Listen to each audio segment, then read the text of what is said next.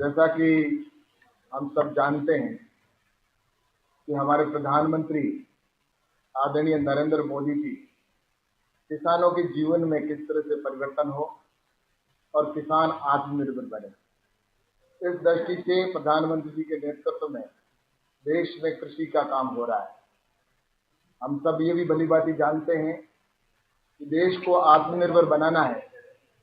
तो उसके लिए किसान को आत्मनिर्भर होना बहुत जरूरी है। इसलिए प्रधानमंत्री जी की जितनी भी योजना है उसमें चाहे किसानों की इनकम को बढ़ाने का विषय आया हो और उसके साथ ही उनको किस तरह से सहयोग मिले, जैसा कि 10,000 एफपीओ बनाए जा रहे हैं और उसके साथ ही एग्रीकल्चर इंफ्रास्ट्रक्चर फंड का भी 1 लाख करोड़ रुपए का प्रावधान किया है, जिससे कि किसान अपनी फसल की वैल्यू एडिशन करके मार्केट में बेचे। कुल मिलाकर प्रधानमंत्री जी का ये विजन है कि हमारा किसान आत्मनिर्भर हो और उसके साथ साथ किसान की इनकम भी बढ़े और लागत में भी कमी आए।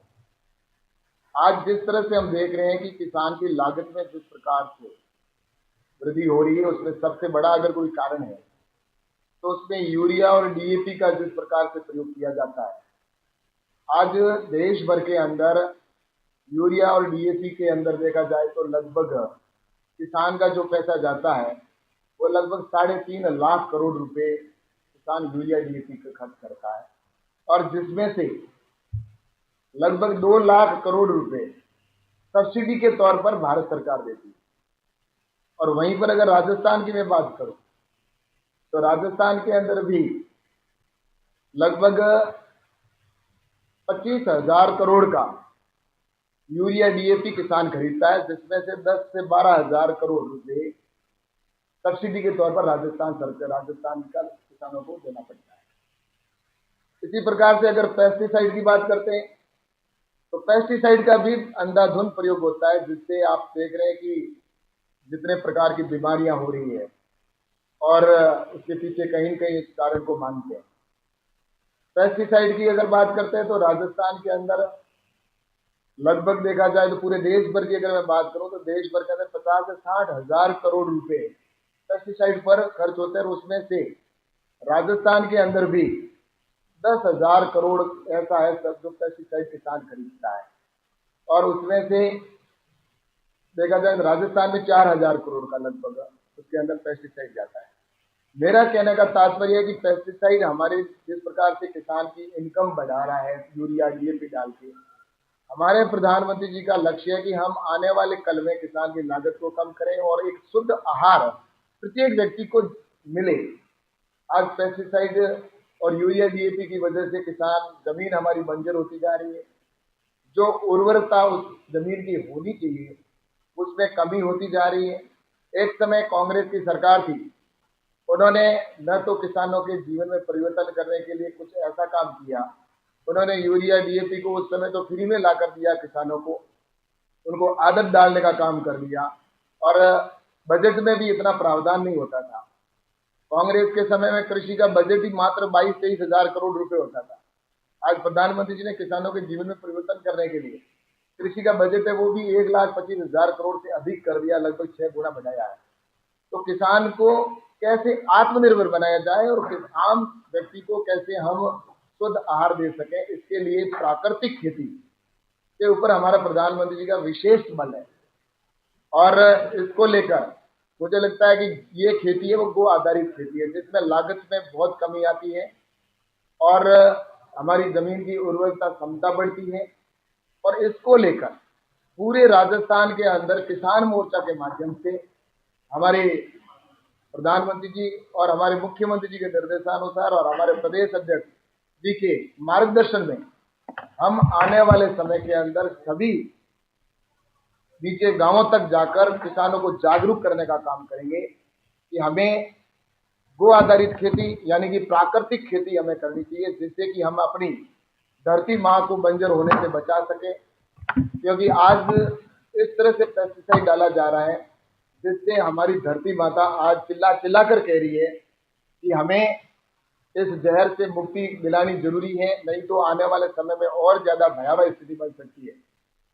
तो इसके लिए किसान मोर्चा के माध्यम से हम पूरे प्रदेश भर के अंदर नीचे गांव तक जाकर हम किसानों को जागरूक करने का काम करेंगे। और इसका शुरुआत 12 तारीख को जयपुर के एसएमएस स्टेडियम से हम शुरू करने जा रहे हैं इस अभियान की, जिसमें हमारे यहाँ के राज्यपाल महोदय रहेंगे राजस्थान के, साथ ही गुजरात के राज्यपाल आचार्य देवव्रत जी भी रहेंगे, और हमारे मुख्यमंत्री आदरणीय भजन लाल जी, और हमारे प्रदेश अध्यक्ष आदरणीय मदन जी राठौड़ सहित सभी वरिष्ठ नेता उस कार्यशाला में रहेंगे। और आचार्य देवव्रत जी के बारे में सब जानते हैं कि उन्होंने जिस प्रकार से प्राकृतिक खेती के ऊपर काम किया है। उन्होंने जब हिमाचल में प्रदेश वहां पर राज्यपाल थे तो वहां पर प्राकृतिक खेती का लगभग 25 से 30% एरिया है उन्होंने प्राकृतिक खेती पर लाने का काम किया था। अभी भी गुजरात के राज्यपाल रहते हुए उन्होंने जो पहले पेस्टिसाइड का उपयोग करते थे किसान, उनको जागरूक करते हुए गुजरात सरकार के सहयोग से और वहां के संगठन के सहयोग से जिस प्रकार से वहां पर लगभग 35 से 40% एरिया है जो प्राकृतिक खेती पे वो लेके आए हैं। इसलिए उनको प्रदेश देश भर के अंदर ये मान्यता है कि आचार्य देवव्रत जी एक अच्छा विषय इसके रखते हैं। और इसके कार्यक्रम में हमारे मुख्यमंत्री आदरणीय भजन लाल जी भी रहेंगे और उनका विशेष इंटरेस्ट है कि आने वाले समय के अंदर राजस्थान के अंदर हम प्राकृतिक खेती को बढ़ावा दें। और इसलिए 12 तारीख को ये कार्यशाला जयपुर के एसएमएस स्टेडियम में रहने वाली है, और जिसमें पूरे राजस्थान भर से कई जो किसान है, जागरूक किसान है, वो आकर यहाँ पर कार्यशाला के अंदर अपना मार्गदर्शन लेंगे। और उसके बाद में हम उनको नीचे तक ले जाने का काम करेंगे। और साथ ही हर